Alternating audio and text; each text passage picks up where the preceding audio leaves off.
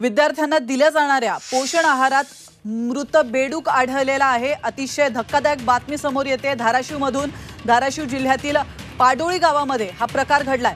तर पोषण आहारात मृत बेडूक आढळल्याने खळबळ माजली आहे। पूनम सौदागर यांच्या तक्रारीवरून महिला आणि बाल विकास अधिकाऱ्यांच्या समक्ष पंचनामा करण्यात आलाय।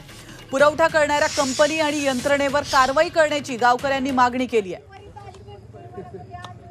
तर आपण पाहतोय पोषण आहारामध्ये मृत बेडूक आढळल्याची ही दृश्य आहेत एकीकडे, आणि दुसरीकडे अधिकाऱ्यांच्या समक्ष पंचनामा देखील करण्यात आलेला आहे। लोकांचं कळवा ना, तुम्ही काय मत आहे ते आता ती आहे का पुरवणार कोण आहे, खाऊ नका म्हणून आवाहन करा होती। मौजे पाडोळे येथे प्रत्यक्ष भेट देऊन संबंधित लाभार्थ्याच्या घरी भेट देऊन त्याची पाहणी केली असता मेलेला बेडूक दिसून आलेला आहे। तरी मौजे पाडोळे येथील सर्व ग्रामस्थांच्या समोर त्याचा पंचनामा करून आम्ही घेत आहोत आणि तो